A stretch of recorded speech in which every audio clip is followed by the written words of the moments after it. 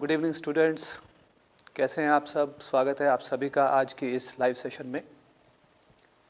I think आप wait कर रहे होंगे, 1-2 मिनट्स ऊपर हो चुके हैं। ज़रा जल्दी से मुझे थम्स अप से कंफर्म करवा दें ज़रा कि वॉइस और वीडियो सही पहुंच रही है आप तक, तो फिर हम क्लास शुरू करते हैं।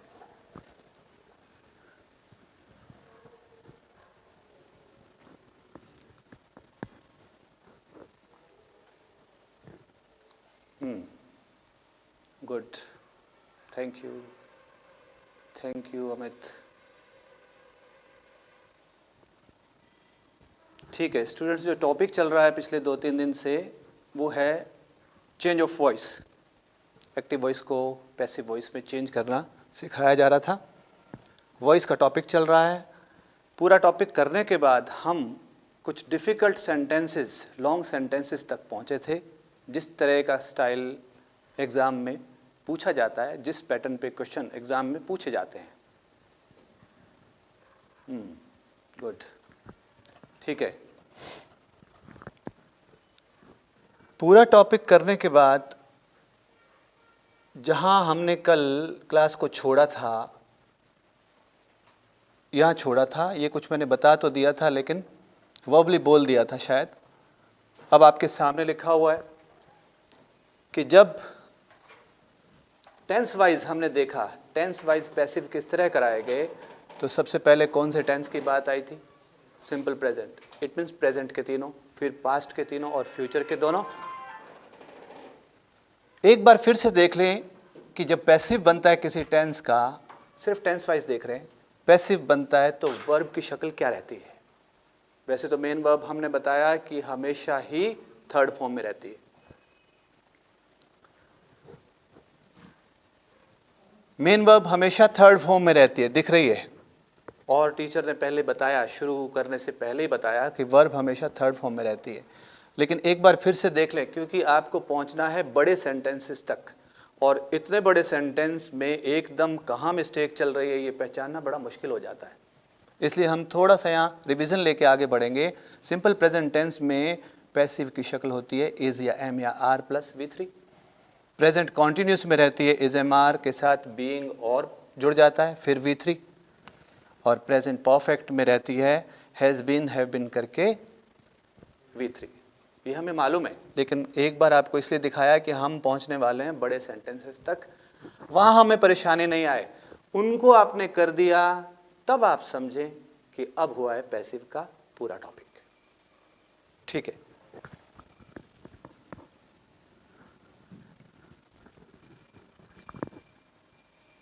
पास्ट के केस में, पास्ट टेंस के केस में सिंपल पास्ट यानी पास्ट इंडेफिनिट टेंस का पैसिव की शक्ल रहती है was were V3। Past continuous में टेंस में पैसिव की शक्ल रहती है was were plus being V3। और पास्ट परफेक्ट टेंस में हैड बीन V3।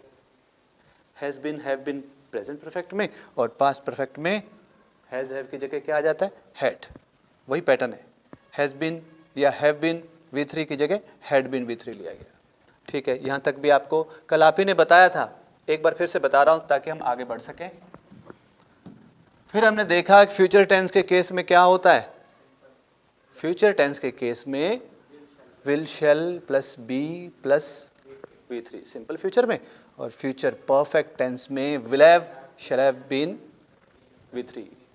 कौन से दो टेंस फ्यूचर में निकाल दिए गए हैं? एक तो परफेक्ट कॉन्टिन्यूस, क्योंकि किसी भी परफेक्ट कॉन्टिन्यूस का पैसिव हम नहीं बनाते, और दूसरा फ्यूचर कॉन्टिन्यूस। दूसरा कौन सा? Future continuous. ओके, 8 टेंसेस का पैसिव की शक्ल क्या होती है 8 टेंसेस में, वो मैंने एक बार दिखाई। ओके, आगे चलें। क्या सीखना और बाकी है कि हम बड़े सेंटेंसेस तक पहुँचें। टेंस वाइज करने के बाद हमने सेक्शन वाइज लिया, याद होगा आपको। WHO से जब सेंटेंसेस स्टार्ट होते हैं तो उनका पैसिव बाय हुम करके हमने बनाया। बाय हुम के बाद जिस तरह का टेंस है, अगर वो कॉन्टिन्यूस है तो उसके अकॉर्डिंग, सिंपल प्रेजेंट है उसके अकॉर्डिंग, सिंपल पास्ट है उसके अकॉर्डिंग टेंस वाइज आगे वर्ब आ जाती है। ये हमने किया सेक्शन वाइज। आप वीडियो रिप्ले करके देख सकते हैं, जिन्होंने नहीं देखा, नहीं पढ़ा है उसको, या आज पहला दिन है उनका। मॉडल वाले सेंटेंसेस को कैसे किया? मॉडल के साथ बी लगाया और याद दिला रहा हूं मैं आपको। चलिए आगे। और इन्फिनेटिव, ये क्या था याद कीजिए, इन्फिनेटिव 2 + V1 वाली वर्ब, ठीक है, वाले सेंटेंसेस। 2 + वर्ब की फर्स्ट फॉर्म वाले सेंटेंसेस को हमने इन्फिनेटिव का नाम दिया हुआ है। ओके, तो उसमें कैसे किया, या तो हमें दिखाई दिया has to, have to, had to, आगे लगाया हमने बी, या हमें दिखाई दिया इज़ टू, फिर हमने क्या किया बी, और सबके साथ ही वर्ब की कौन सी फॉर्म लगाई गई, क्योंकि पैसिव में आती ही कौन सी है, पैसिव में आती ही कौन सी है, थर्ड फॉर्म, ठीक है। इन्फिनेटिव में ऐसा किया, सेक्शन वाइज भी आपको याद दिलाया। उसके बाद चले आगे, तो हमने क्या किया, कौन से केस में, ऐसा भी एक सेक्शन आया कि हमेशा पैसिव बनाते समय लास्ट में बाय आए, ये ज़रूरी नहीं है, दूसरी प्रेपोजिशंस भी आ सकती हैं, जैसे शॉक डैट था, सरप्राइज डैट था, है ना, दूसरी इंटरेस्टेड इन था, तो ज़रूरी नहीं है कि बाय ही आए, ऐसा भी हमें याद आया। ओके, ठीक है, ये तो जो पढ़ा दिया गया उसका रिवीजन था।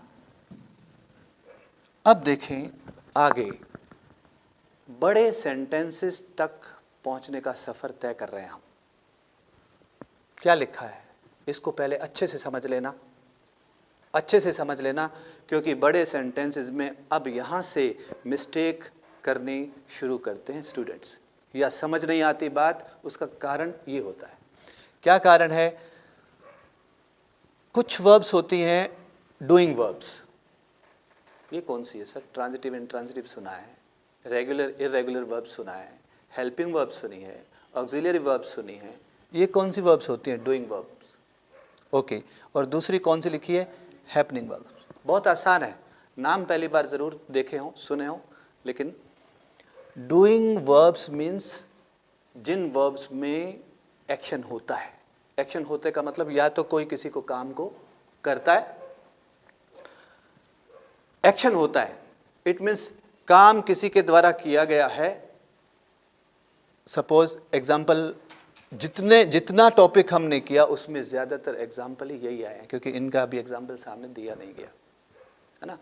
आई राइट ए स्टोरी, तो इसमें वर्ब कौन है, राइट, वर्ब कौन है, राइट। डूइंग वर्ब इसलिए इसको कह रहे हैं क्योंकि यहाँ एक्शन हो रहा है, कोई किसी काम को कर रहा है, कोई किसी काम को कर रहा है, कोई एक्शन किया जा रहा है, या कोई कर रहा है या किया जा रहा है एक्शन। लेकिन हैपनिंग वर्ब वो होती है जिसमें कोई काम को करता नहीं है, काम को कोई नहीं करता, काम अपने आप हो रहा है।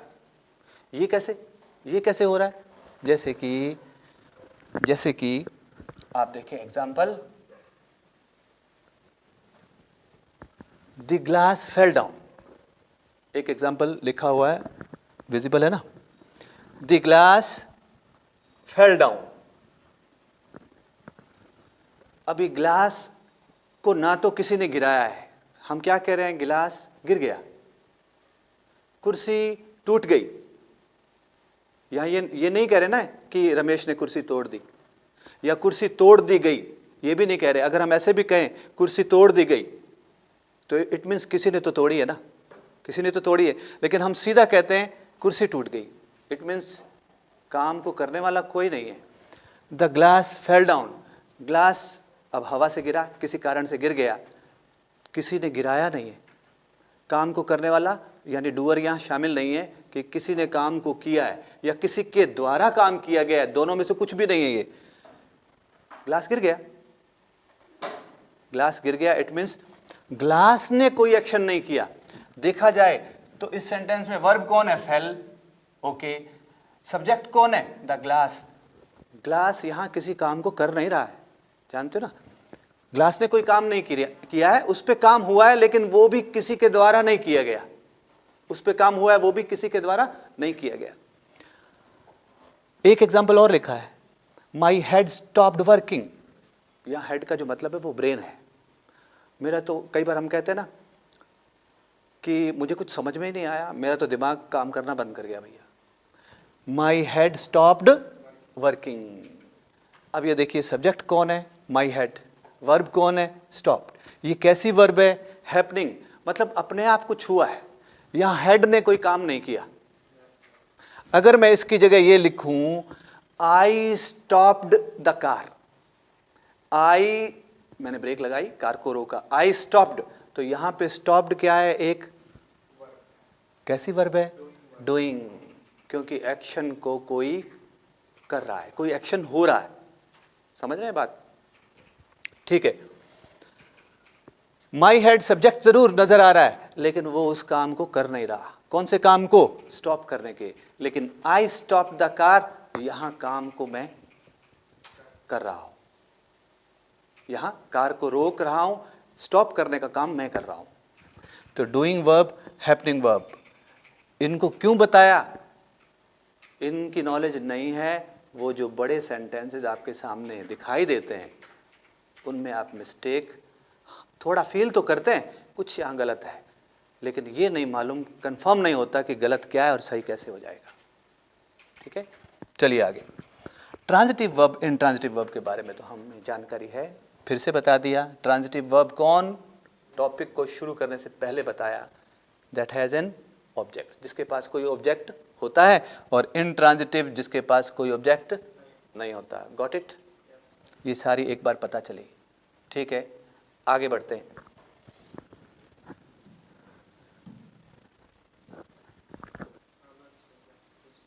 ये बातें, दो तीन बातें हैं, ज़्यादा नहीं है। सेंटेंसेस आपके सामने आए, आपको कहा इनमें से पहचानिए, कोई मिस्टेक तो नहीं है। पहचानने से पहले हमें इसके बारे में नॉलेज नहीं था, तो हम वहाँ सिर्फ अंदाज़ा लगाते गए, शायद ऐसे होगा, शायद ऐसे होगा। सही सेंटेंसेस को गलत करते गए और गलत को कर दिया सही। लेकिन सही जो किया वो अब तुक्का था कि ये सही कर तो दिया, ये एक्चुअल में जिस तरह हमने सही किया है वही वर्ड्स आएंगे ना, यहाँ वर्ब ऐसे ही आएगी ना, कंफर्म नहीं है। ओके, अगर सब्जेक्ट किसी एक्शन का डूअर है, मैं दूसरी लैंग्वेज में भी समझाऊंगा आसान करके। अगर सब्जेक्ट किसी एक्शन का डूअर है तो सेंटेंस एक्टिव वॉइस में होगा। क्या लिखा है? सब्जेक्ट किसी का डूअर है, मतलब ध्यान दीजिए, एक सेंटेंस दिया हुआ है, उसमें आपको जो वर्ब दिए ना, एक्शन का मतलब यहाँ वर्ब है। अगर सेंटेंस में जो भी काम हो रहा है, सेंटेंस में जो भी काम हो रहा है, उसका जो सब्जेक्ट है, उसका जो सब्जेक्ट है वो काम को करने वाला है। जैसे आई राइट स्टोरी, यहाँ काम को करने वाला कौन हूं? मैं हूं, आई। ठीक है, इस तरह सब्जेक्ट अगर काम को कर रहा है, वो एक्शन का डूअर है, डूअर का मतलब करता, काम को करने वाला है, तो सेंटेंस एक्टिव वॉइस में होगा। ठीक है जी, चलो मान लिया। आगे भी बताऊंगा, जब सेंटेंसेस सामने आएंगे इसी को दोबारा बोलूंगा। देखा, अभी मैंने पढ़ाया था, इसको आप ध्यान में रखें। अगर सब्जेक्ट एक्शन का यानी कि वर्ब का डूअर नहीं, रिसीवर है। ये रिसीवर क्या होता है सर? मतलब काम को करने वाला नहीं है, वर्ब के एक्शन, जो एक्शन हो रहा है ना, उसका रिसीवर है। जैसे आई राइट ए स्टोरी, तो इसमें डूअर कौन है? आई। वर्ब कौन है? राइट। लेकिन ए स्टोरी क्या है? ऑब्जेक्ट। तो ऑब्जेक्ट की ही बात हो रही है, लिखा है ना, यानी किसी वर्ब का ऑब्जेक्ट है। अगर सब्जेक्ट एक्शन का डूअर नहीं है, ऑब्जेक्ट है, रिसीवर मतलब उसके एक्शन को रिसीव कर रहा है, तो ऑब्जेक्ट रिसीव करता है, उसी को तो हम ऑब्जेक्ट कहते हैं। तो आई राइट स्टोरी में अ स्टोरी ऑब्जेक्ट है ना, इसलिए वो एक्शन का रिसीवर है। एक्शन कर नहीं रहा, एक्शन को रिसीव कर रहा है, इसलिए हम रिसीवर कह रहे हैं। ठीक है, तो सेंटेंस पैसिव वॉइस में होगा। एक बार स्पीड से दोबारा बताऊं, सब्जेक्ट अगर डूअर है, काम को करने वाला है, ठीक है, तो होना चाहिए एक्टिव वॉइस में सेंटेंस। और सब्जेक्ट काम को नहीं कर रहा है, उसका रिसीवर है यानी ऑब्जेक्ट बना हुआ है, वहाँ सेंटेंस पैसिव वॉइस में होगा।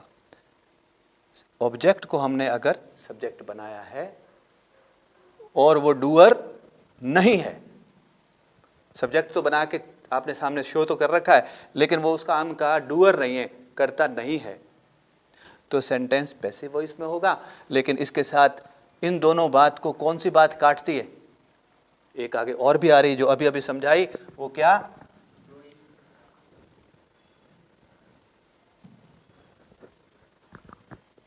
कौन सी बात काटती है?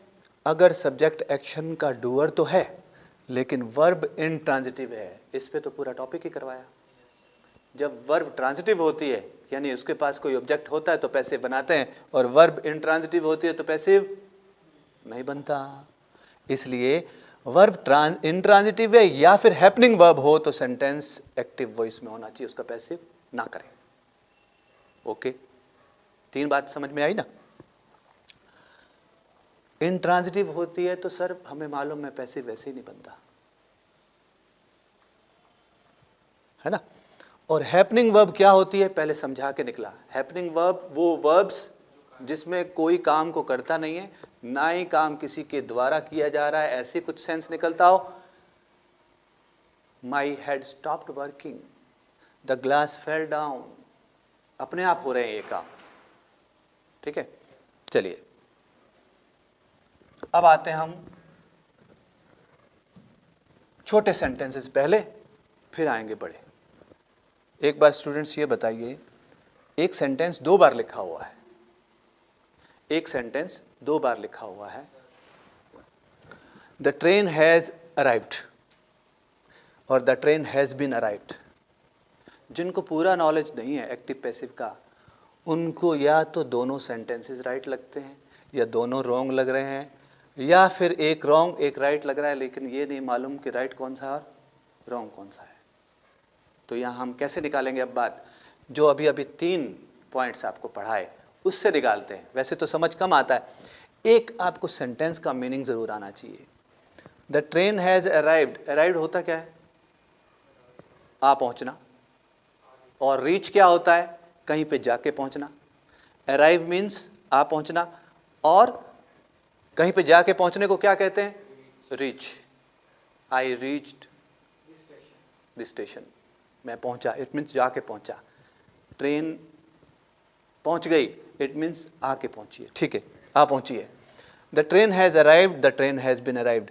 बेशक हमें मालूम है इसका आंसर सही कौन है, लेकिन उसके पीछे कारण भी मालूम होना चाहिए। अब आपको कैसे, एक स्टूडेंट कह रहा है ये ठीक है ये रॉन्ग है, ओके हो सकता है। दूसरा कह रहा है ये ठीक है ये रॉन्ग है, लेकिन एक बार चेक कीजिए इसमें जो वर्ब है अराइव्ड, वो एक ट्रांजिटिव वर्ब है या इनट्रांजिटिव।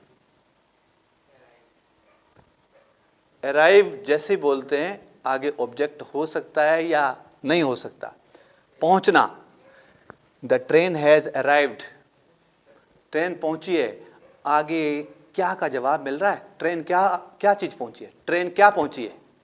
ट्रेन तो पहुंची है, लेकिन क्या और यानी ऑब्जेक्ट को पहचानते कैसे, व्हाट और होम के रिप्लाई से।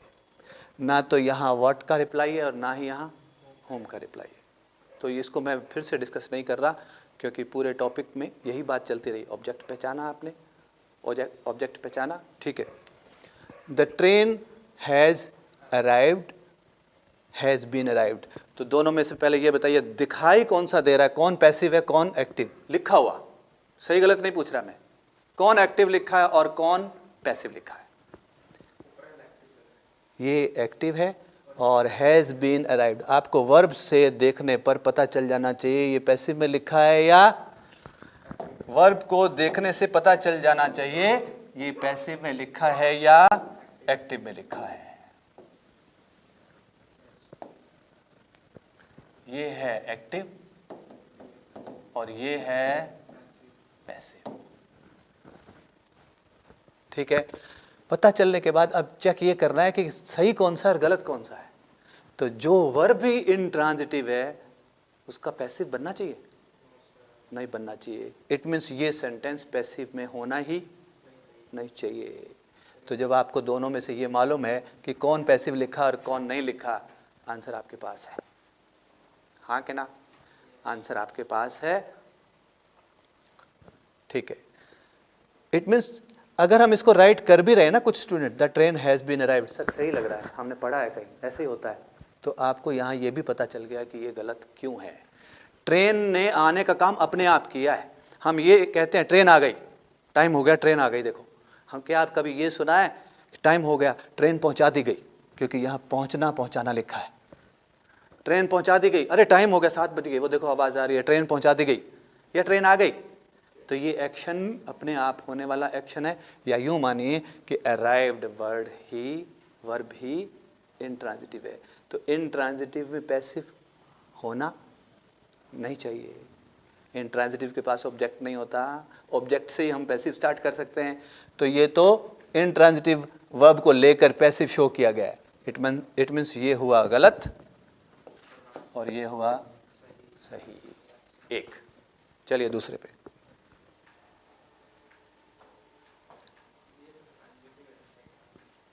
Okay, he had been broken the chair या he had broken the chair, कौन सा वाला सही लग रहा है आपको? चेक कीजिए, इसमें वर्ब कौन है, काम क्या हो रहा है, एक्शन कौन कर रहा है, सॉरी एक्शन कौन कर रहा है, नहीं एक्शन क्या हो रहा है, ब्रोकन, तोड़ना या टूटना। ब्रेक मतलब तोड़ना, ठीक है, ब्रोकन एक्शन हो रहा है, ठीक है सर। आगे, ही इस एक्शन को करने वाला है या चेयर इस एक्शन को कर रही है? ब्रोकन, तोड़ दी, किसने तोड़ी, ही ने या चेयर ने?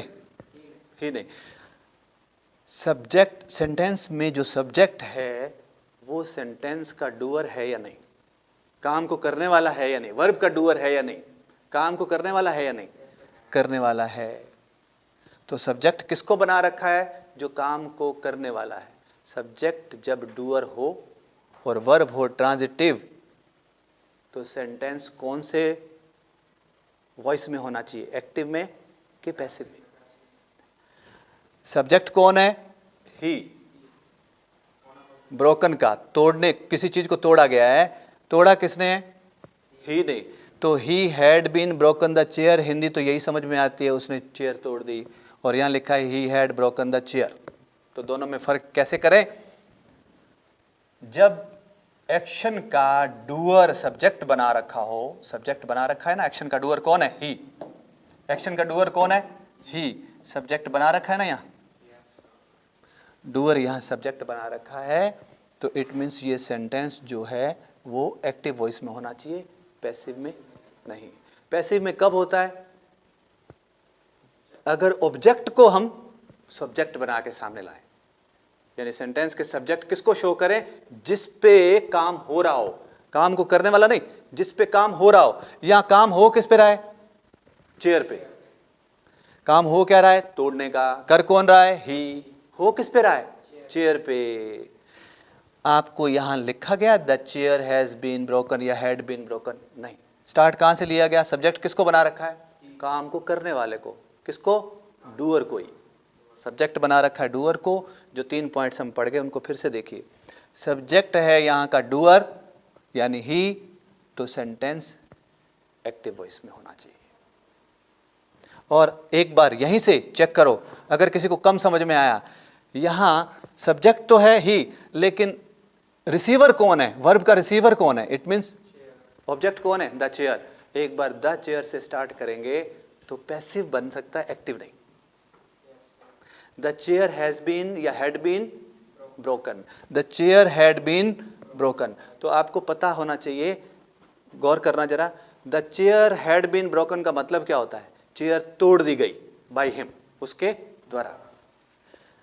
अगर चेयर हैड बीन ब्रोकन का मतलब है चेयर तोड़ दी गई, तो ही हैड बीन ब्रोकन का मतलब है इसको तोड़ दिया गया, ही को तोड़ दिया गया। सेंस निकल रहा है, मीनिंगफुल नहीं है ना। इसलिए हम उन सीखे गए पॉइंट से भी ले सकते हैं, मीनिंग से भी पता चल रहा है कि ये गलत है।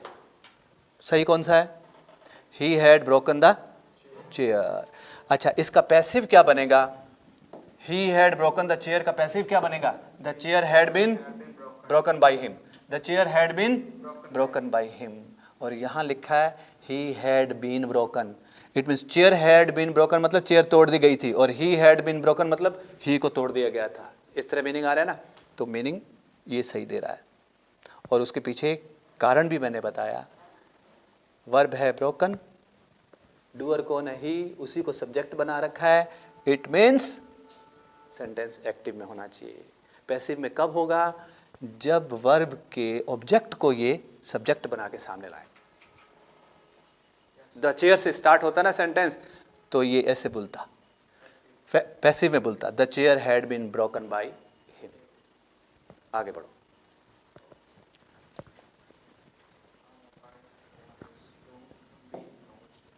A new mobile phone is to be launched. क्या लिखा है? A new mobile phone is to be launched. और दूसरा सेंटेंस है A new mobile phone is to launch. अब ये सेंटेंस बेशक छोटे हैं, लेकिन किसी बड़े सेंटेंस के बीच में फिट कर दिए जाएं तो हमसे नहीं हो पाता है कि ये सेंटेंस राइट है या रॉन्ग। हाँ, इतना एक बार हो जाना चाहिए आप पैसिव के पूरे टॉपिक को प्रैक्टिस करते करते कि कम से कम कुछ खटक तो जाए आपके दिमाग में, है ना। वहाँ तो चेक कर सकते हैं इस तरह कि यहाँ कुछ गड़बड़ लग रही है, और कुछ गड़बड़ कंफर्म करने के लिए आप कैसे करेंगे, जिस तरह मैं बता रहा हूँ। 3 पॉइंट्स पे गौर करते हुए आप उसके पीछे जा सकते हैं, कंफर्म कर सकते हैं सही है या रॉन्ग लिखा है। A new mobile phone is to be launch. पहले ये बताइए काम क्या हो रहा है? कुछ लॉन्च करने का, कुछ नया जारी करने का, है ना, किसी चीज़ की शुरुआत करने का। मोबाइल नया लॉन्च हो रहा है या कोई कर रहा होगा, इसकी बात हो रही है। ओके, लॉन्च वर्ब है। ए न्यू मोबाइल, सब्जेक्ट किसको बना रखा है? मोबाइल को। क्या अब ये देखें, सब्जेक्ट यहाँ डूअर है, काम को करने वाला है। मोबाइल ने कोई काम किया है? मोबाइल करेगा किसी चीज़ को लॉन्च, या मोबाइल को लॉन्च किया जाएगा? मोबाइल को लॉन्च करेगा। अब करेगा कौन, उसका बेशक जिक्र नहीं है। करेगा कौन? मैनेजर साहब करेंगे, टीम करेगी। जिन्होंने मोबाइल बनाया है उन्होंने एक टीम बनाई है कि ये इसको लॉन्च करेंगे, ठीक है। वो साहब आएंगे, वो साहब आएंगे, वो लॉन्च करेंगे, ठीक है। डायरेक्टर साहब लॉन्च करेंगे, जिक्र नहीं है, कोई बात नहीं। लेकिन हमारे पास इतनी इन्फॉर्मेशन तो है ना कि सब्जेक्ट किसको बनाया है? A new mobile. सेंटेंस का सब्जेक्ट कौन दिखाई दे रहा है? मोबाइल। क्या ये काम को कर रहा है? नहीं। क्या ये काम को कर रहा है? नहीं। इट मीन्स इस पे काम लॉन्च होने का होगा। किस पे होगा? मोबाइल पे। करेगा कौन? कोई करेगा, उसका जिक्र नहीं है। मैंने एक बार मान लीजिए डायरेक्टर साहब करेंगे, कंपनी का डायरेक्टर मोबाइल को लॉन्च करेंगे। करेगा कौन? डायरेक्टर साहब। काम होगा किस पे लॉन्च करने का? मोबाइल पे। अब यहाँ से पकड़ लीजिए बात, जिस पे काम होगा वही तो ऑब्जेक्ट है इसका, है ना।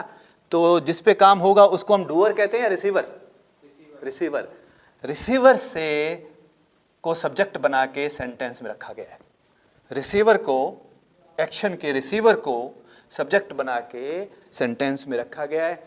पैसिव में होना चाहिए या एक्टिव में? पैसिव में।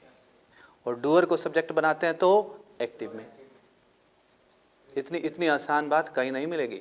आप सोचो, कई स्टूडेंट्स यहाँ जब थोड़ी बहुत समझ में नहीं आती है, अभी आगे आने वाले होते, पहले सिर झटक देते हैं, नहीं वो उसमें ठीक है, वहाँ अच्छा समझाया था। इस तरह कंफ्यूज ज़्यादा हो गई, क्योंकि मैंने बहुत सारी वीडियोस देखे, कौन किस तरह बता रहा है बात को, किसी के बताने का ढंग क्या है। A new mobile phone is to be launched. Passive में होना चाहिए। बताइए दोनों में कौन ठीक है? हालांकि आपको खटक गया था, मेरे ख्याल से ये सही है, लेकिन आपके ख्याल को कंफर्मेशन में बदलना है। 100% आप वहाँ राइट हैं या नहीं, आपको चेक करना था, ठीक है। हमारी टेक्निकल टीम से पूछना चाहूँगा, इज़ एवरीथिंग ओके ना? ओके। इन दोनों में कौन राइट निकला? कौन राइट निकला? First one. ये गलत निकला। दोनों का हिंदी मतलब हम कुछ कुछ समझ गए थे, एक सा ही लग रहा है, ठीक है। चलिए,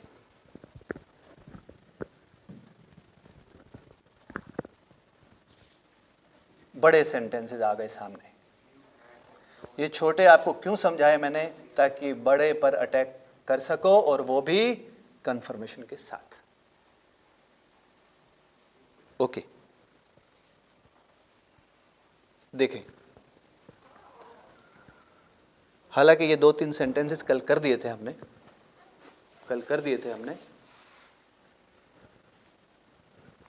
If you had been told me earlier, I would have helped you on time. और कल जिन्होंने रॉन्ग कर दिया था आज वो अपने आप राइट करेंगे, क्योंकि उनको मालूम है इसके पीछे का कारण, है ना। If you had been told me earlier, एक बार यहाँ तक देख लीजिए, इफ़ यू हैड बीन, आपको कहाँ कहाँ एक्टिव में लिखा या पैसिव में लिखा दिखाई दे रहा है, कहाँ कहाँ?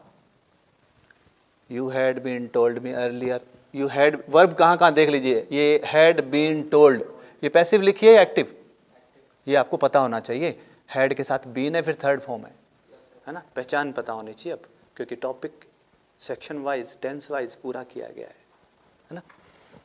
If you had been told me earlier, यहाँ टोल्ड मतलब किसी को बताना, कुछ कहना, बताना, ठीक है। एक्शन कौन है? टेल या टोल्ड, टेल की ही कोई फॉर्म है, बताना एक्शन है।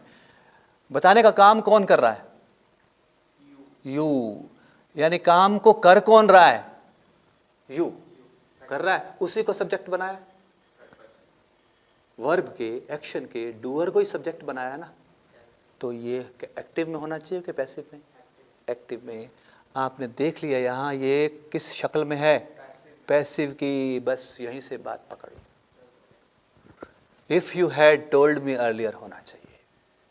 हम एक बार वहाँ फोकस करें जहाँ जहाँ हमें नज़र आता है कि यहाँ पर किसी वॉइस में लिखा गया है, एक्टिव में है या पैसिव में, वो हम पहचान रहे हैं, ठीक है।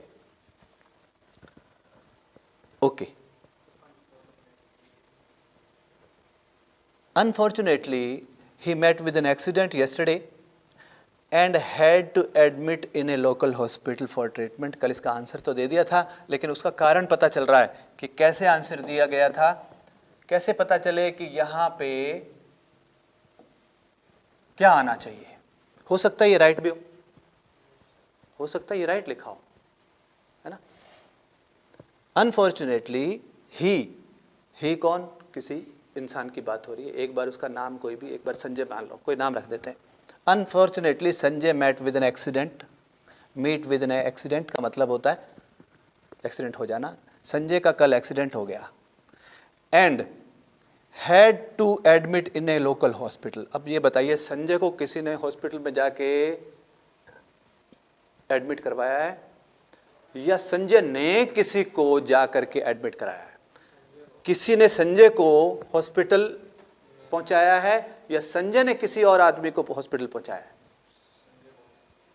संजय को, क्योंकि चोट संजय को लगी है, एक्सीडेंट संजय का हुआ है, तो यहाँ दोबारा लिखा नहीं है ही। एंड हैड टू, तो सब्जेक्ट कौन बना रखा है यहाँ? ही किसी काम को कर रहा है या ही पे कोई काम हो रहा है? ही पे हॉस्पिटल ले जाने का काम हो रहा है।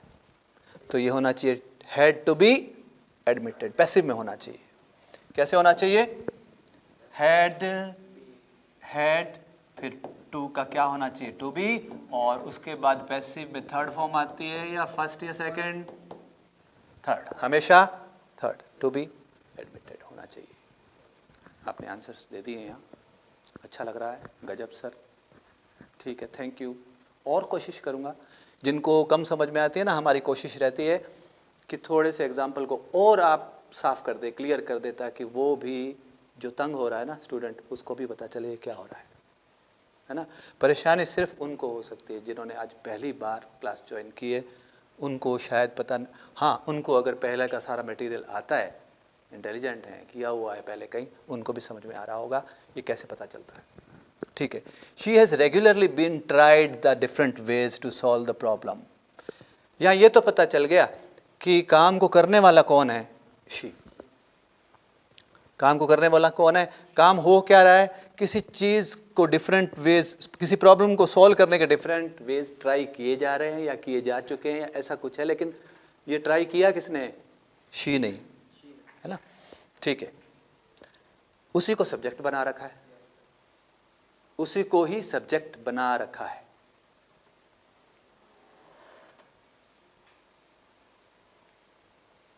बेटे बीच में क्या कर रहे हैं आप?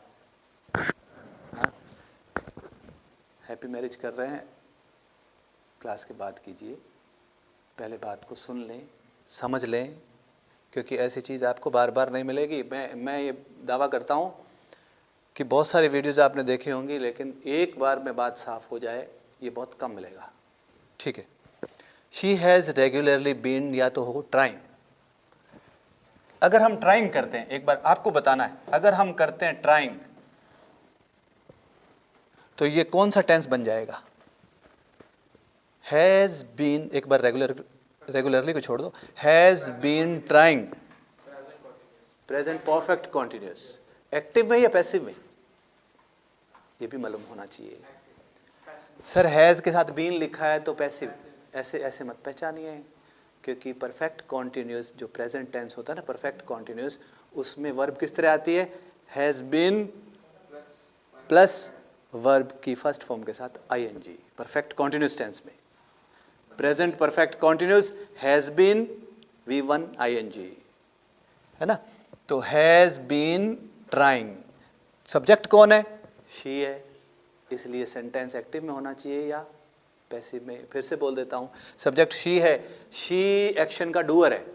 शी कौन है? एक्शन का डूअर, काम को करने वाला। काम को करने वाले से, करने वाले को अगर सब्जेक्ट बना के सेंटेंस लिखा गया तो एक्टिव में होना चाहिए।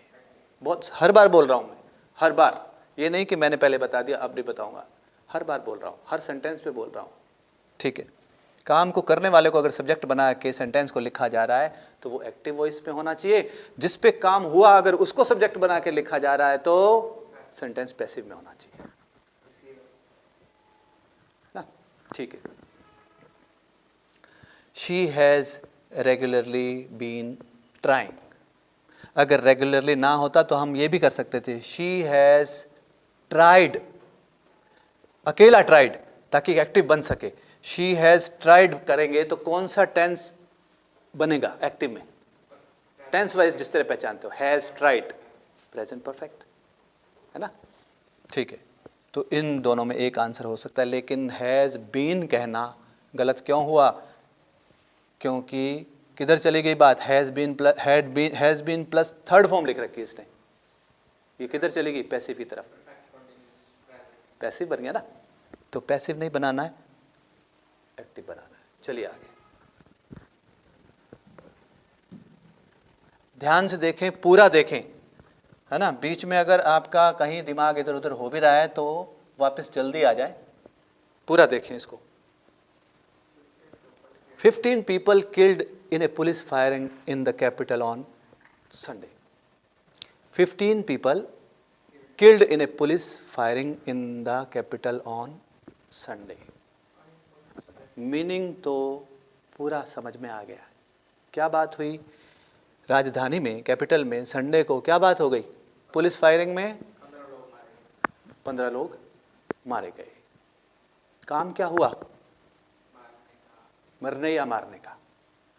किल का मतलब मरना या मारना, ठीक है। 15 people killed, ओके। कुछ स्टूडेंट्स यहाँ मान लीजिए ऐसा कह रहे हैं, सही लिखा है सर, ये तो सही है। कुछ को ऐसा है, कुछ गड़बड़ लग रही है। तो यहाँ 15 people को सब्जेक्ट बनाया गया है सेंटेंस में, हाँ जी बनाया गया है। 15 people डूअर हैं क्या? काम को कर रहे हैं क्या? किलिंग का, किसी को मार रहे हैं या किसी को मारा है, इसलिए 15 people किल्ड कहना, तो ये तो टेंस कौन सा हो गया? डायरेक्ट सेकंड फॉर्म लगा दिया आपने, it means simple past tense हो गया, एक्टिव शक्ल का, एक्टिव वॉइस का। ओके, होना कौन सा चाहिए? पैसिव का, पैसिव होना चाहिए, ठीक है। तो 15 people वर किल्ड। और हैव बिन, एक दो ने आंसर दिया, हैव बिन किल्ड कर दो। हैव बिन किल्ड से थोड़ा सा, ये संडे लिखा है ना, पास्ट की बात लिखी है। संडे लिखा है तो इसका मतलब पास्ट की बात लिखी है। और Sunday, Monday, last week, last day, इस तरह हमने टाइम और टेंस में समझाया। ये वर्ड्स शो करते हैं सिंपल पास्ट की तरफ जाओ, ये वर्ड्स बताते हैं सिंपल पास्ट की तरफ जाओ, ठीक है। इसलिए हमने कहा 15 people were killed in A police firing in the capital on, ठीक है। क्या आना चाहिए स्टूडेंट्स यहाँ? क्या आना चाहिए यहाँ? वर किल्ड, पैसिव में होना चाहिए। Next, the villagers who had taken captive, किसी को ना पता हो, कैप्टिव मतलब बंदी बना लेना। जैसे कई बार लुटेरे या डाकू आकर के गांव वालों को बंदी बनाया, ये बात हो रही है, ठीक है। The villagers who had taken captive by the dacoits, यहां से आपको सीधा ही पता चल गया, by the dacoits, the letter was written by me, तो काम को करने वाला साफ ही बता रहे हैं, बाय मी मतलब मेरे द्वारा, है ना। काम को करने वाला कौन है, बाय द डेकॉइट्स, डेकॉइट्स होते हैं डाकू, ठीक है। यहाँ काम को किया डाकुओं ने है, लेकिन सब्जेक्ट किसको बना रखा है, विलेजर्स को। विलेजर्स ने कोई काम हुआ क्या है, बंदी बनाने का, कैप्टिव का काम क्या हुआ है, किसी को बंदी बनाने का। विलेजर्स ने किसी को बंदी बनाया है या विलेजर्स खुद बंदी बनाए गए हैं किसी के द्वारा, विलेजर्स पे काम हुआ है, विलेजर्स के पे काम हुआ है। इसलिए जब सब्जेक्ट बनाया उसको जिस पे काम हुआ है, सब्जेक्ट बनाया उसको जो एक्शन का रिसीवर है ना, सब्जेक्ट बनाया किसको, जो एक्शन का रिसीवर है। तो सेंटेंस किस वॉइस में होना चाहिए, पैसिव में। यहाँ हु किसको कहा गया है, विलेजर्स को। द विलेजर्स, जो, हु का मतलब जो है, जो, गांव वाले जो, जिनको, the villagers who had been taken captive होना चाहिए। कारण बता दिया मैंने, हर सेंटेंस में बता रहा हूं, गॉट इट। क्या होना चाहिए,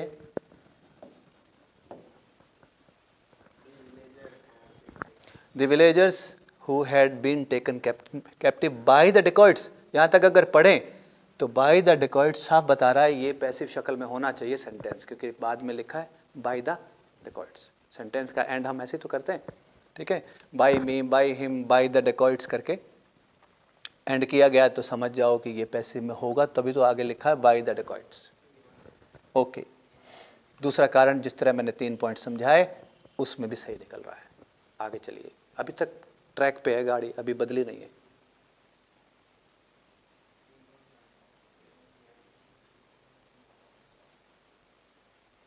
हाँ, एक पूछ रहा है हैड बीन टेकन कैप्टिवेटेड होगा कि बेटे थर्ड फॉर्म आ चुकी है। कैप्टिव जो है यहाँ वर्ब यूज नहीं हो रही, एडजेक्टिव यूज हो रहा है ना, तो एडजेक्टिव की फॉर्म को बदला नहीं करते। थर्ड फॉर्म एडजेक्टिव मत बनाइए इसको, वर्ब यहां तक ही है, हैड बीन टेकन, ये टेंस को बना रहा है। कैप्टिव एक एडजेक्टिव लगाया गया है, तो कैप्टिवेटेड ना करें इसका, ठीक है।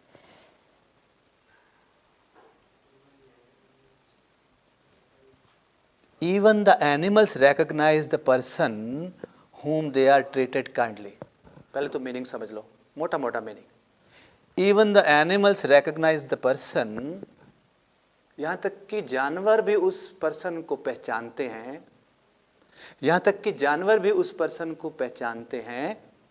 Even the animals recognize the person whom they are treated kindly.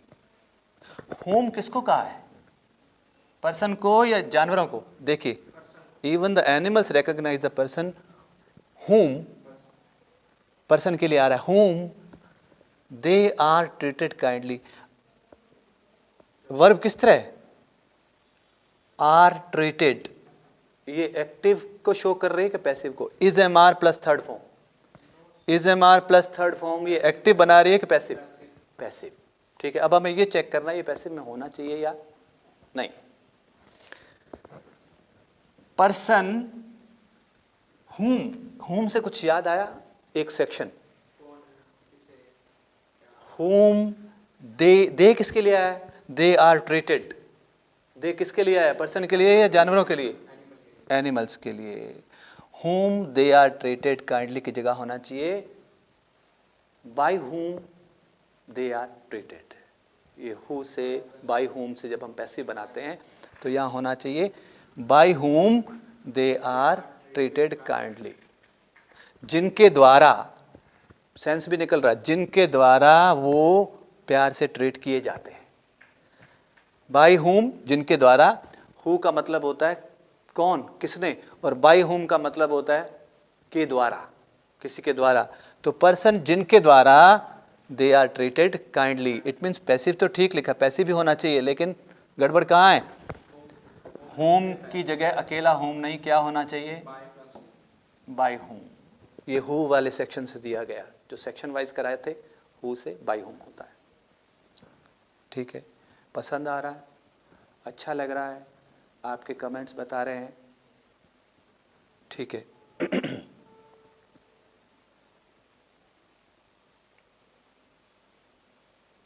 Okay, चलिए।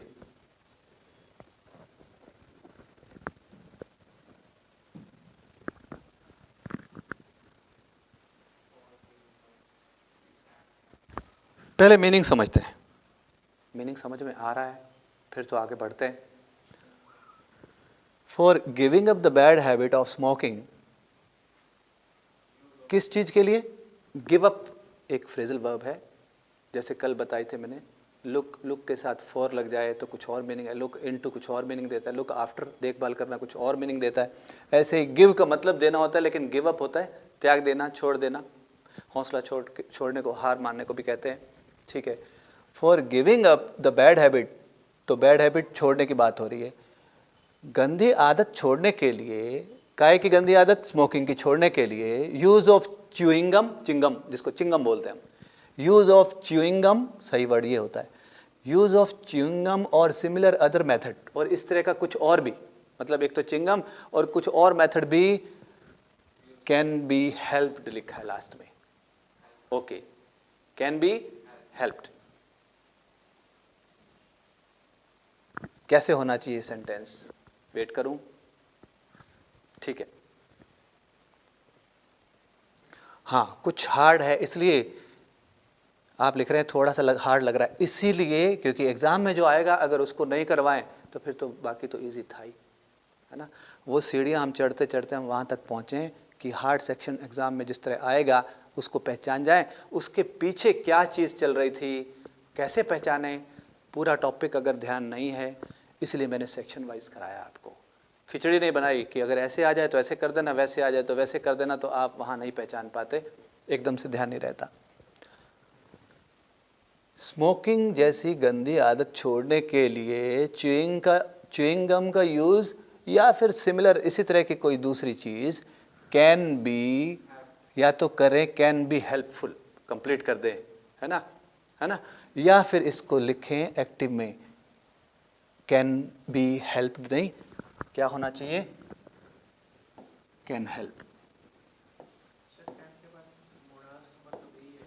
कैन हेल्प मॉडल के ठीक बाद वर्ब की फर्स्ट फॉर्म आती है। और या फिर इसको आप कर सकते थे कैन बी हेल्पफुल, मीनिंग को सही बनाने के लिए, ताकि मीनिंग सही बन जाए, है ना। अब कैन बी हेल्पफुल पैसिव नहीं है, क्योंकि कैन बी मॉडल के साथ बी लगा के थर्ड फॉर्म नहीं लगाई गई, इसलिए ये पैसिव नहीं है ना, ये पैसिव नहीं है। कैन बी हेल्पफुल पैसिव नहीं है। हाँ, कैन हेल्प एक्टिव आना चाहिए। कैन बी हेल्प्ड जरा चेक कीजिए किसी छोटे सेंटेंस से एक बार, अगर यहाँ समझ में नहीं आती ना, छोटे सेंटेंस से चेक कर लीजिए। अमित कैन हेल्प मी, एक बार मैं मी उड़ा देता हूँ, अमित कैन हेल्प, इसका क्या मतलब बनता है? अमित हेल्प कर सकता है, अमित कैन हेल्प, ओके। और अगर ऐसा कहना हो, ऐसा कह दिया हो, Amit can be helped, Amit can be helped, इसका मतलब अमित की मदद की जा सकती है, अमित की मदद की जा सकती है। तो यहां देखिए, सिमिलर अदर मेथड हेल्पफुल हो सकते हैं या इन मेथड की हेल्प की जा सकती है। पैसिव में होना चाहिए कि एक्टिव में? ये सेंटेंस एक्टिव में इसलिए होना चाहिए कि सिमिलर अदर मेथड की बात सब्जेक्ट के रूप में लिया गया है इसको, है ना। तो वो सिमिलर अदर मेथड हेल्प करेंगे कि इनकी कोई हेल्प करेगा, सिमिलर अदर मेथड की कोई हेल्प करेगा, ये चीज सीख रहे हैं आप। Chewing gum can help, chewing gum can help, chewing gum help कर सकती है। अगर हम करते हैं chewing gum can be help, can be help मतलब च्युइंगम की मदद की जा सकती है, तो पैसिव मीनिंग बन रहा है। जैसे मैंने छोटे एग्जाम्पल से बताया, Amit can help, Amit help कर सकता है। Amit can be helped, it means Amit की हेल्प की जा सकती है। कैन बी हेल्पफुल भी ठीक है, और कैन हेल्प तो एक्टिव में आना चाहिए ये सेंटेंस। थोड़ा सा आपको जब खटक जाती है बात, तो वहाँ इस तरह चेक करें कि ये क्या होना चाहिए, ये क्या होना चाहिए। Okay, The security force at the entrance is so strict. इतनी स्ट्रिक्ट है. कौन इतनी स्ट्रिक्ट है? Security force. कौन स्ट्रिक्ट है? कहाँ लगाया गया उसको? एंट्रेंस पे. इट मीन्स मेन गेट पे जहाँ से हम एंट्री लेते हैं. तो किसी भी जगह की आप मान लें, कहीं परमिशन नहीं है आने जाने की, किसी ग्राउंड में मान लें, किसी जगह पे मान लें, उसके एंट्रेंस पे जो सिक्योरिटी फोर्स लगाई गई है वो इतनी स्ट्रिक्ट है. अभी तक यहीं पढ़ा है, यहीं तक पढ़ा है. The security force at the entrance is so strict that even the top boss, यहाँ तक कि जो टॉप बॉस है ना, can not be entered without frisking. Frisking का एक मीनिंग है तलाशी लेना. तलाशी लेते हैं ना गेट पे कि कुछ रिवॉल्वर वगैरह, कुछ हथियार वगैरह तो नहीं लाए. ठीक है, तो फ्रिस्किंग तलाशी लेना होता है. ओके, चेकिंग होती है. एक बार फिर से पढ़ें. The security force at the entrance is so strict that even the top boss can not be entered without frisking. ठीक है, कहाँ खटक रही है बात? पहली बात तो एक्टिव पैसिव से जो रिलेटेड पोर्शन आ रहा है वो यहाँ आ रहा है. Top boss can not B कहना पैसिव होता है, या कैन नॉट प्लस V1 लगाना पैसिव है. Can not be third form लगा हुआ है, ये पैसिव है या एक्टिव है? Can not be entered, can not modal plus be plus third form लगी हुई है. ये पैसिव लिखा है या एक्टिव लिखा है? पैसिव लिखा है. होना क्या चाहिए? टॉप बॉस वहाँ से एंटर करेगा या किसी के द्वारा एंटर करवाया जा रहा है? एंटर वह भी ऐसी है जिसको करवाया नहीं जा सकता. एंटर हम खुद होते हैं, है ना. ठीक है, top boss can enter, can not enter आएगा, कैन नॉट बी एंटर्ड, तो ये तो बाई वाला मतलब पैसिव वाला मीनिंग हो जाएगा. टॉप बॉस भी अंदर जा नहीं सकता या टॉप बॉस को भी एंटर करवाया नहीं जा सकता. क्या मीनिंग है? ठीक है, तो दिखने में पैसिव है लेकिन होना एक्टिव चाहिए. इसके पीछे कारण वही 3 पॉइंट्स बन रहे हैं. Top boss, I can not enter the room, क्योंकि परमिशन नहीं है. ध्यान दीजिए, I can not enter the classroom, I can not enter the classroom. इसका क्या मतलब है? मैं क्लासरूम में नहीं एंटर नहीं हो सकता.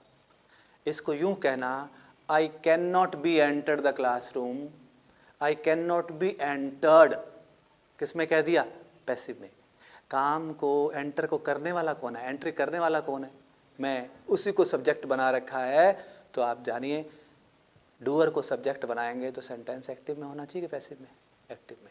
इसलिए यहाँ कैन नॉट बी एंटर्ड के बजाय क्या होना चाहिए? Can not enter. चलिए आगे.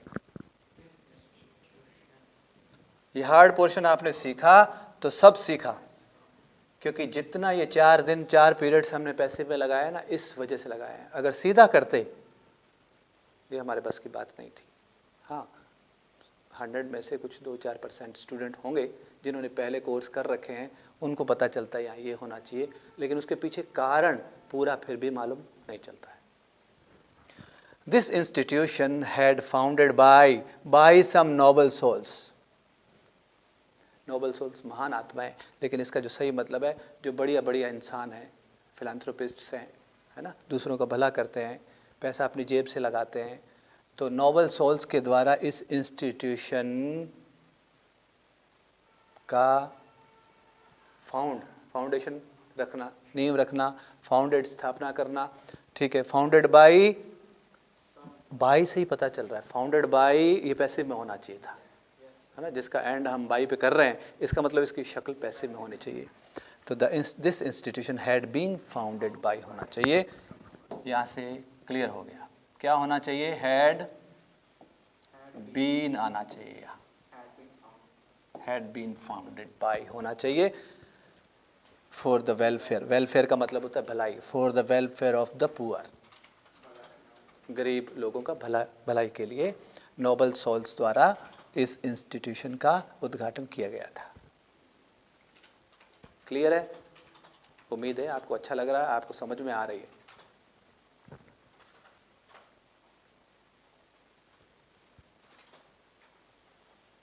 ठीक है, नेक्स्ट देखिए.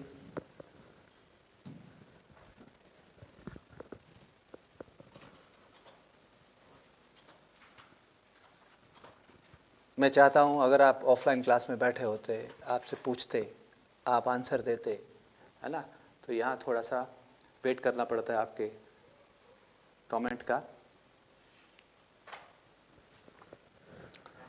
When the principal asked the name of the student who had been broken the chair, all the students kept mum. Mum का जो मतलब है quiet, चुप, ठीक है, सब चुप रहे, सब चुप रहे। When the principal asked the name of the student, यहाँ तक तो गड़बड़ नहीं है। When the principal asked लिखा है, was asked तो नहीं होना चाहिए ना, है ना। सपोज किसी को शक है, सर ये पास्ट की बात कर रहा है ना, प्रिंसिपल ने बच्चे से पूछा, स्टूडेंट का नाम पूछा, तो पास्ट की बात है, सर होना चाहिए when the principal was asked the name. ऐसा किसी को हो सकता है, वैसे तो छोटी सी बात है, आती होगी आपको, लेकिन यहाँ वाज आस्क क्यों नहीं हुआ? क्योंकि काम आस्क करने वाला, पूछने वाला है कौन? प्रिंसिपल। अगर वाज आस्क्ड करते हैं तो वो हो जाएगा पैसिव। यहाँ काम को करने वाला कौन है? प्रिंसिपल, और प्रिंसिपल को डूअर बना रखा है, यानी सब्जेक्ट वो है, सब्जेक्ट को डूअर बना रखा है, काम को करने वाले को, डूअर को सब्जेक्ट बना रखा है, तो इसका मतलब एक्टिव वॉइस में लिखा गया है ना। वाज आस्क्ड करेंगे तो ये पैसिव हो जाएगा। Okay, when the principal asked the name of the student, यहाँ तक तो ठीक है। स्टूडेंट जो, ये हु स्टूडेंट के लिए आया, स्टूडेंट जो who had been broken the chair, जिसने कुर्सी तोड़ी थी, ऑल द स्टूडेंट्स केप्ट मम, सभी स्टूडेंट्स चुप रहे। समझ तो आ गया, सेंटेंस का मीनिंग समझ में आ गया। तो आप ये देखिए, स्टूडेंट हु, स्टूडेंट जिसने क्या काम किया था? कुर्सी तोड़ी थी। तोड़ने का काम, ब्रेक, ब्रोक, ब्रोकन, तोड़ने का काम किया किसने? स्टूडेंट, है ना। यहाँ हु ने या स्टूडेंट ने, स्टूडेंट को ही हु कहा गया है ना। स्टूडेंट हैड बीन ब्रोकन या student had broken the chair आना चाहिए। काम को किया किसने? स्टूडेंट ने। उसी को सब्जेक्ट रख रखा है यहाँ, subject plus verb plus object, ऐसे दिखा रखा है ना। तो सब्जेक्ट कौन है? स्टूडेंट, यानी हु। हु कौन है? स्टूडेंट। हु या सब्जेक्ट है। स्टूडेंट हैड बीन ब्रोकन कर दिया तो ये हैड बीन ब्रोकन की शक्ल पैसिव की हो गई या एक्टिव की? पैसिव की। होना एक्टिव चाहिए, क्यों? क्योंकि सब्जेक्ट किसको बना रखा है? जो डूअर है, जो करने वाला है। डूअर को सब्जेक्ट बना के आप जब सेंटेंस लिखते बोलते हैं तो वो एक्टिव वॉइस में होना चाहिए, पैसिव में होना ही नहीं चाहिए। आपको अगर ये पता चलता है देखने से कि ये पैसिव लिखा है या एक्टिव, पता चलना चाहिए। क्यों पता चलना चाहिए? पूरा टॉपिक करने के बाद पहले ये समझाया गया कि पहचान लो आप, पैसिव की शक्ल क्या होती है, एक्टिव की आप पहले से जानते थे। आगे बढ़े तो कहाँ पाई गई गड़बड़? ये नहीं होना चाहिए। Who had broken the chair? ठीक है। He is known by all the citizens. He is known by all the citizens of our country for eradicating several social evils from the society. मैं चाहता, अगर ये सेंटेंसेस डाले किसने? मैंने। मैं चाहता तो बड़े आसान से लिखता यहाँ, ताकि स्टूडेंट कहें वाह जी वाह, बहुत अच्छे से समझ में आया। आसान सेंटेंसेस लिखता और बड़े आराम से करके चला जाता, लेकिन सेंटेंसेस कुछ हाई लेवल लिए गए हैं, है ना, कुछ लेवल है सेंटेंसेस का, और एग्जाम्स में इसी तरह के सेंटेंसेस देखे जाते हैं। और फिर अगर ये कर लिए, इससे थोड़ा सा लेवल नीचे आ रहा है, आराम से कर जाएंगे। ठीक है। ही इज़ नोन, पहले छोटा सेंटेंस लेते हैं, ऐसे नहीं समझोगे। ही इज़ नोन, आंसर ठीक दिया, Daula Ram ji, Bajiya, very good. Known के साथ हम क्या रखते हैं? आई नो हिम का पैसिव क्या होता है? I know him. I know Amit. Amit is known by me या Amit is known to me? क्या होना चाहिए? Amit is known to me. ये हमने पहले छोटे सेंटेंसेस में किया। ये आपको कहाँ से दिया गया? जिस सेक्शन ने आपको ये बताया था कि हमेशा ही लास्ट में बाय नहीं किया करते, कुछ वर्ब्स अपने साथ दूसरी प्रेपोजिशन लेके आती है। Interested in, known to, he is known to all the citizens होना चाहिए। एक मैं यहाँ और बता दूँ, नॉन बाय भी होता है, लेकिन उसका ये मीनिंग नहीं होता, इसलिए यहाँ नॉन टू आएगा, नॉन बाय नहीं। कैसे? मिस्टर सो एंड सो, नाम ले देता हूँ Vijay, mister Vijay is known by me, इसका जो मतलब है ना वो ये मतलब नहीं है कि विजय मेरा जानकार है, नहीं, इसका मीनिंग ये है कि विजय मेरे द्वारा जाना जाता है। इट मीन्स वो मेरे साथ रहता है, लोग मेरे साथ उसको देखते हैं, मुझे वो जानते हैं सारे लोग, इसलिए उसको भी जानते हैं कि ये मिस्टर तनेजा के साथ रहता है, इसलिए इसको जानते हैं। ही इज़ नोन बाय मी, उसकी अपनी कोई पहचान नहीं है, वो मेरे द्वारा जाना जाता है, लोग मुझे जानते हैं, इसलिए ये मेरे साथ रहता तो इसको भी जानने लग गए, ये मतलब है he is known by me. लेकिन यहाँ he is known to all the citizens का मतलब है सब सिटीजन उसको जानते हैं, इसलिए नोन टू आएगा। चलिए, if the injured man had not been admitted to the hospital on time the doctors could not have been saved him. ये सेंटेंस पहले भी किया लेकिन वहाँ उस टाइम कम समझ में आया, अब मैंने इसका कारण बताया, वापस चेक करते हैं। इफ द इंजर्ड मैन, चोट लगी जिसको, वो आदमी had not been admitted to the hospital on time, ये सही लिखा है ना, हैड नॉट बीन एडमिटेड, ऐसा तो नहीं होना चाहिए had admit, had admitted passive का एक्टिव करें या ये सही रहने दें। Had not been admitted to the hospital on time the doctors, एक तो यहाँ है एक्टिव पैसिव लिखा कहाँ है, एक तो यहाँ लिखा है।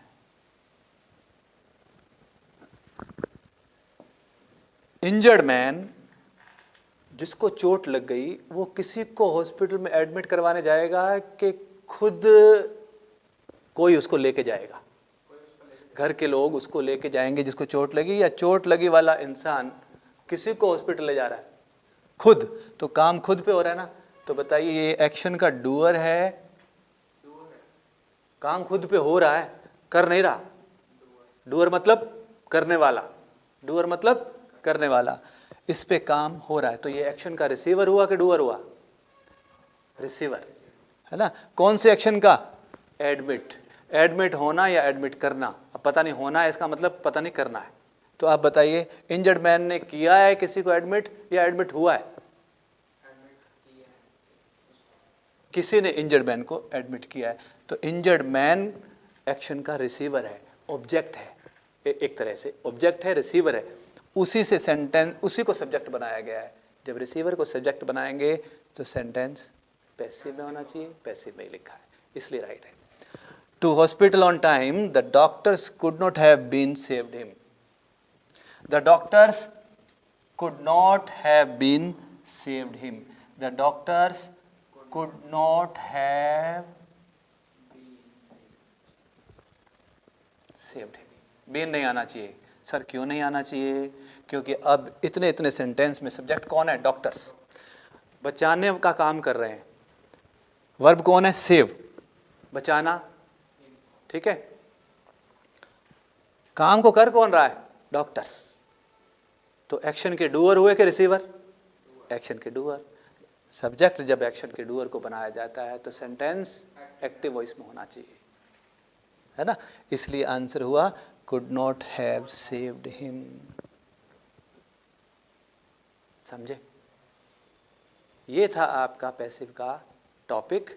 कुछ और सेंटेंसेस में करवाना चाहता था लेकिन मुझे लगता है पूरा टॉपिक जब टेंस वाइज, उसके बाद सेक्शन वाइज एक एक चीज, है ना, उसके बाद सेक्शन वाइज, उसके बाद भी कुछ वर्ब्स दिखाने के बाद कि अब आपने टॉपिक कर लिया है, अब देखिए इस तरह की वर्ब की शक्ल होती है, एक पेज पे लाने के बाद कि इस टेंस में वर्ब की शक्ल पैसिव में ये होती है, इस टेंस में वर्ब की शक्ल पैसिव में ये होती है, सब पहचानने के बाद फिर कुछ छोटे सेंटेंसेस भी दे दिए कि पहले दो सेंटेंसेस एक ही जैसे दो बार लिख दिए, आपको पहचानना था एक्टिव है या पैसिव, उसके पीछे कारण बता दिया।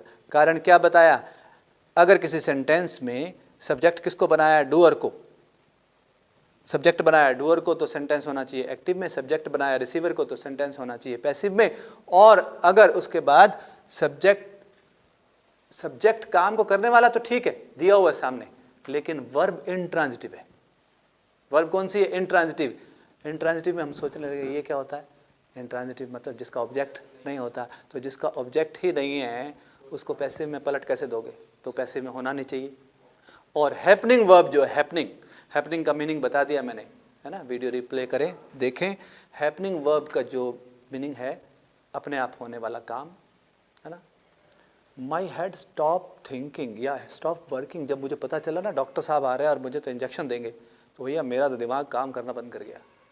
तो माई हेड स्टॉप्ड, हेड ने यहाँ कोई काम नहीं किया, फिर भी हेड को क्या बना रखा है, सब्जेक्ट, काम किया कोई नहीं है। तो एक्चुअल में ये सेंटेंस ना तो एक्टिव है और ना ही पैसिव है। सही मायने में देखा जाए तो ये ना तो एक्टिव है, क्योंकि एक्टिव में तो हम ये देखते हैं कि सब्जेक्ट किसी काम को करता है, पैसिव में हम देखते हैं सब्जेक्ट पे कोई काम होता है और करने वाला भी कोई ना कोई होता है, चाहे वो दिया हो चाहे ना दिया हो। माई हेड स्टॉप्ड में दोनों ही नहीं है, इसलिए ना तो ये एक्टिव है ना ही पैसिव है। ठीक है, इस टॉपिक को हम आज यहाँ ख़त्म करते हैं। उम्मीद है आपको समझ में आया होगा, और आपके कमेंट्स बीच बीच में बताते रहते हैं कि ठीक चल रहा है सर, सही समझ में आ रहा है, could not have saved him, ठीक है, बहुत अच्छे। तो इस टॉपिक को इस तरह रिवाइज किया जाए जैसा मैंने बताया है। कुछ सेंटेंसेस बिल्कुल अलग जाएंगे, 1 मिनट में और लगा देता हूँ, हालांकि क्लास हमने ख़त्म कर दी है। कुछ सेंटेंसेस बिल्कुल अलग जाते हैं, किस तरह अलग जाते हैं, थोड़ा सा उसका जिक्र भी कर दूं मैं यहाँ। आपने पढ़ा होगा, अलग से पढ़ते हैं इनको, तो बुक लास्ट में इसको ये बता देती है, जैसे कि